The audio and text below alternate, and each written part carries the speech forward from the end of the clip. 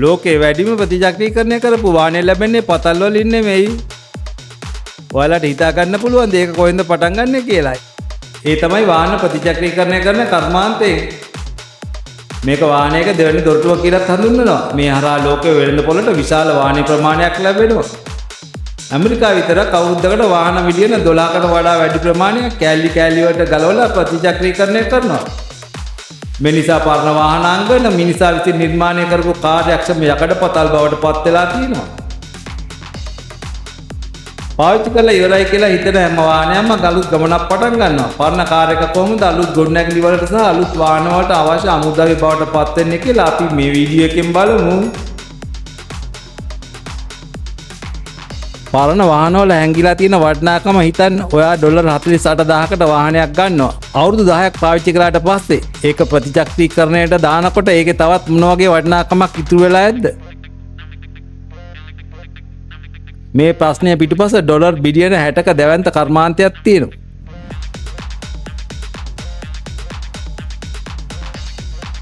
මිලියන ගාණක් පරණ වාහන කුඩු කරලා ආයෙත් අලුත් අමුද්‍රව්‍ය විදියට උපත ලබනවා. මේ හරහා ලක්ෂ ගණනකට රැකියාව ලැබෙනා වගේම පරිසරයට වෙන හානියත් ගොඩාක් අඩු වෙනවා. ස්වාභාවික යකඩ පතල් වලට වඩා මේ පරණ වාහන කියන්නේ කවදාවත් ඉවර නොවන કૃතිම පතලක් වගේ. අලුතින් යකඩ හාරලා ගන්නවට වඩා මේ විදිහට ප්‍රතිචක්‍රීකරණය කිරීමෙන් 74%ක ශක්තියක් ඉදිරි කරගන්න පුළුවන්. සාමාන්‍ය වාහනයක බරෙන් 75%ක්ම ආපහු ගන්න පුළුවන්. ඒ කියන්නේ වාහනේ ඇලුමිනියම් වීදුරු වගේම ප්ලාස්ටික් පවා ආපහු පාවිච්චියට ගන්න පුළුවන්. මේ නිසා අවුරුද්දකට ටොන් මිලියන ගණනක අමුද්‍රව්‍ය ආයෙත් ගොඩනැගිලි සහ අලුත් වාහන හදන්න එකතු වෙනවා. වාහනයක් පාවිච්චි කරලා ඉවර වුණාම ඒක කර්මාන්ත ශාලාවට අරගෙන එනවා. මුලින්ම කරන්නේ ඒ වාහනේ අනන්‍යතාවය පරීක්ෂා කරන එක. එන්ජින් අංකය, හදපු අවුරුද්ද, වාහනේ තත්ත්වය සහ ලියකියවිලි ඔක්කොම මෙතනදී සටහන් කරගන්නවා. වාහනේ ෆොටෝ එකක් අරගෙන ට්‍රැකින් කෝඩ් එකක් දාලා සිස්ටම් එකට ඇතුල් කරනවා. මේ පරීක්ෂණයේදී විශේෂයෙන්ම බලන්නේ ආපහු පාවිච්චි කරන්න පුළුවන් කෑලි මොනවද කියලා. එන්ජිම ගියර් බොක්ස් එක සහ ඇතුළත කොටස් වෙන් කරලා පරණ අමතර කොටස් වෙළඳ පොළට යොමු කරනවා. සම්පූර්ණයෙන්ම කැඩිලා බිඳලා ගිය වාහන කෙලින්ම යවන්නේ අමුද්‍රව්‍ය වෙන් කරගන්න ප්‍රොසෙස් එකටයි. ඇමරිකාව වාහන වලින් 95%ක්ම මේ විදිහට ප්‍රතිචක්‍රීකරණය වෙනවා. ලෝකේ වැඩිපුරම ප්‍රතිචක්‍රීකරණය කරන භාණ්ඩය තමයි වාහනය. පරීක්ෂාවෙන් පස්සේ වාහනය ප්‍රොසෙස් කරන තැනට ගෙනියනවා.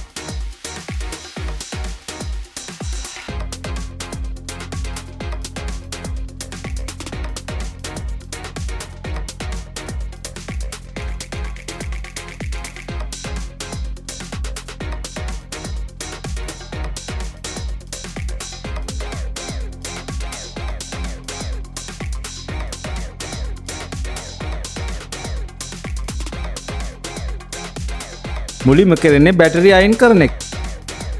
මොකද ඒකේ විදුලි අනතුරක් තියෙන්න පුළුවන්.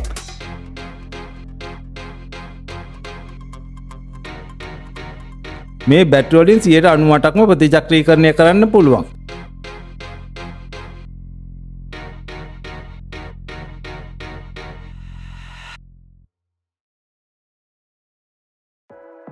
ඒකේ තියෙන්නේ ඊයම් සහ ප්ලාස්ටික් ආයෙත් අලුත් බැටරි හදන්න ගන්නවා.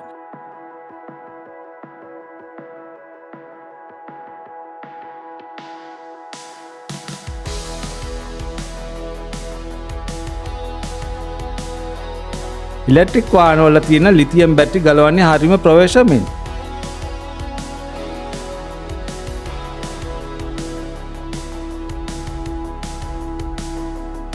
ඊට පස්සේ වාහනේ තියෙන ඔයිල්, පෙට්‍රල්, බ්‍රේක් ඔයිල් සහ කූලන්ට් වගේ හැම දියර වර්ගයක්ම මැෂින් එකක් පාවිච්චි කරලා ඇදලා ගන්නවා.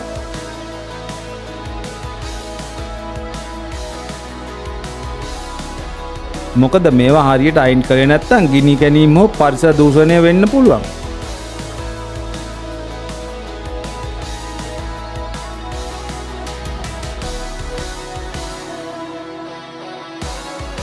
විනාඩි කිහිපයකින් මේ දියර වර්ග ඔක්කොම භූගත ටැංකිය වලට එකතු කරනවා. මෙතනදී කිසිම දෙයක් අපතේ යවන්නේ නැහැ.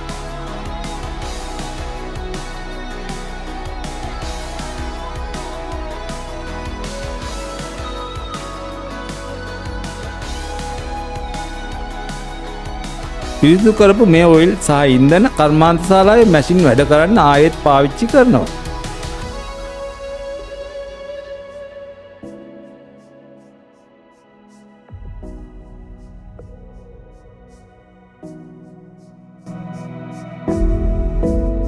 දියර වර්ග අයින් කරාට පස්සේ රෝද ගලවනවා. පරණ ටයර් දිරන්න අවුරුදු ගාණක් යන නිසා ඒවා කුඩු කරලා පාරවල් හදන්න සහ ක්‍රීඩා පිටි හදන්න ගන්නවා.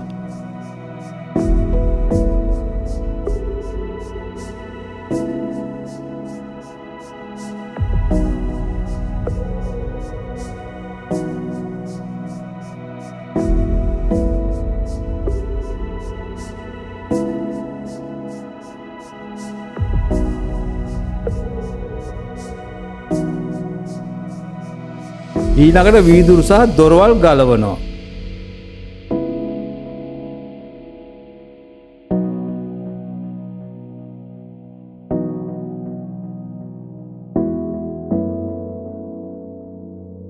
දොරවල් වල තියෙන යකඩ ඇලුමිනියම් වගේම ඇතුලේ තියෙන වයර් සහ මෝටර් පවා වෙන වෙනම වෙන් කර ගන්නවා.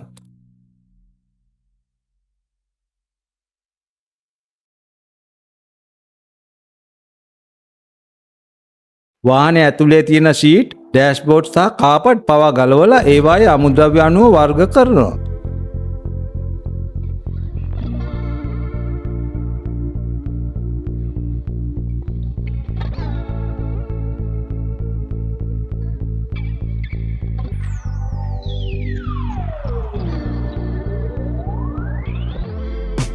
අවසානයේ වටිනාම දේ වන එන්ජිම සහ ගියර් බොක්ස් එක ගලවනවා.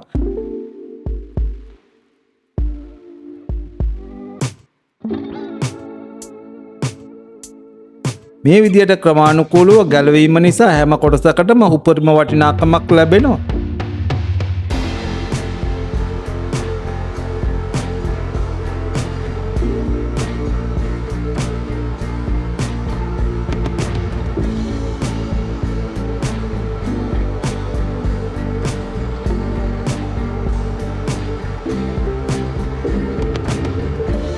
ඊළඟට යකඩ සැකිල්ල විතරක් ඉතුරු කරලා අනවශ්‍ය ප්ලාස්ටික් සහ වයර් ලොකු මැෂින් අත් පාවිච්චි කරලා ඉරා දමනවා.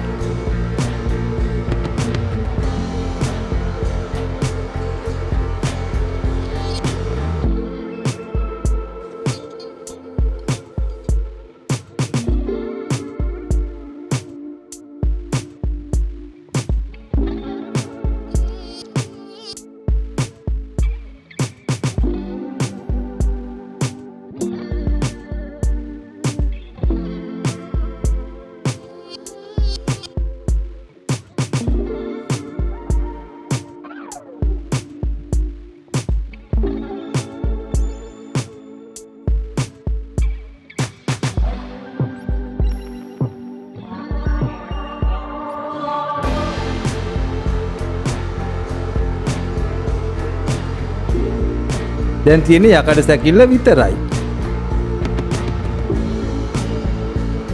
ඒක ටොන් 200ක විතර තද කිරීමේ බලයක් තියෙන මැෂින් එකකට දානවා.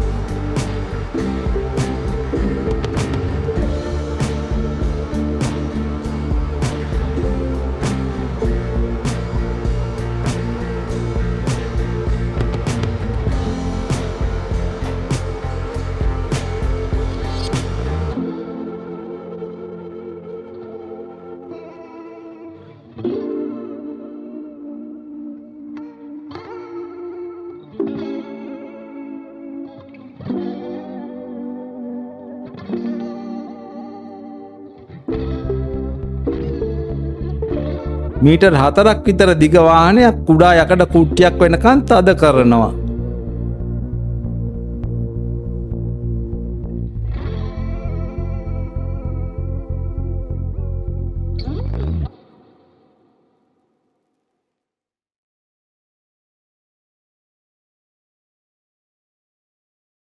සමහර මැෂින් වලට පැයකට කාර් 40ක් විතර මේ විදිහට කුඩු කරන්න පුළුවන්. මේ යකඩ කුට්ටි ඊළඟට යවන්නේ ෂෙඩර් කියන මැෂින් එකට. ඒක තියෙන යකඩ දත් වලින් මේ මුළු වාහනයම තප්පර කීපයකින් පොඩි පොඩි කෑලි වලට කපලා දානවා.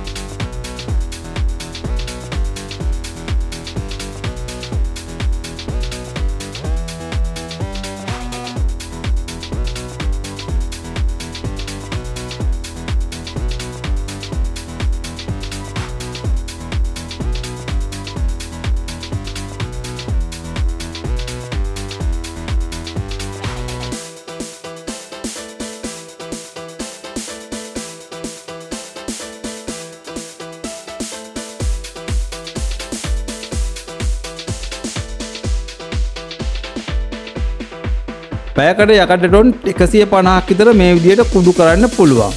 ඊට පස්සේ බලගත් චුම්බක පාවිච්චි කරලා යකඩ කෑලි ටික වෙන් කර ගන්නවා.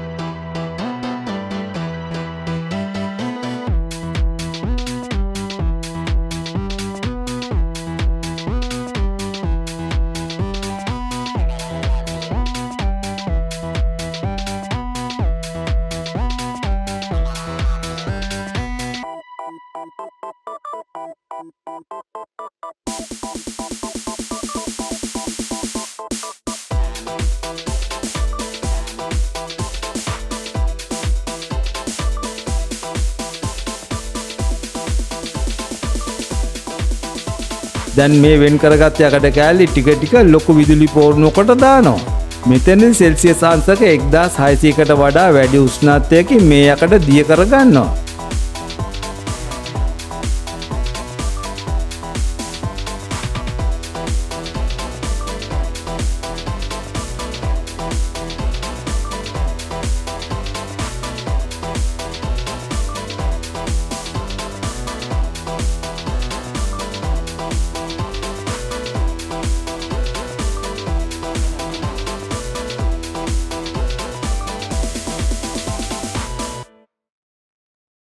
දියවුණු යකඩවල තියෙන අපද්‍රව්‍ය අයින් කරලා ඒවා පිරිසිදු වාහනේ බවට පත් කරනවා.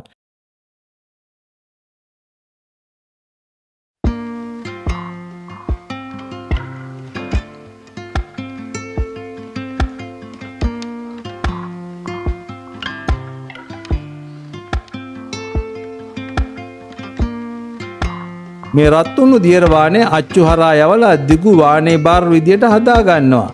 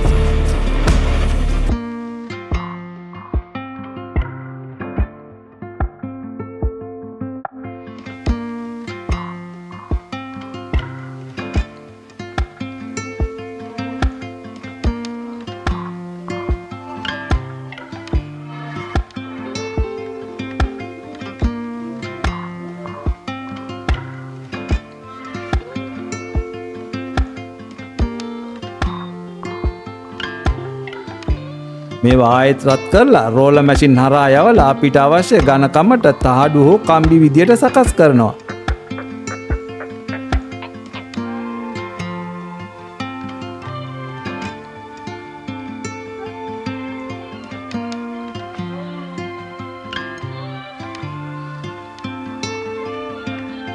අවසානයේදී මේවා සිතිල් කරලා ක්වොලිටි පරීක්ෂා කරලා විකුණන්න සූදානම් කරනවා. පාවිච්චියට ගන්න බෑ කියලා හිතපු පරවාහනයක් අවසානයේදී අලුත්ම වාහනේ නිෂ්පාදනයක් වෙලා එළියට එනවා. මේක පාරිසරික විසඳුමක් විතරක් නෙවෙයි ලෝක ආර්ථිකයට ලොකු හයියක්.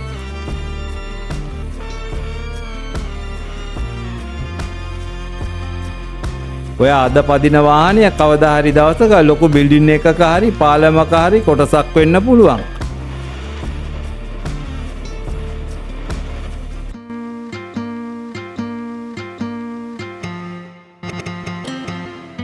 මේ වගේ තවත් කර්මාන්ත ගැන දැනගන්න අපිව සබ්ස්ක්‍රයිබ් කරන්න අමතක කරන්න එපා.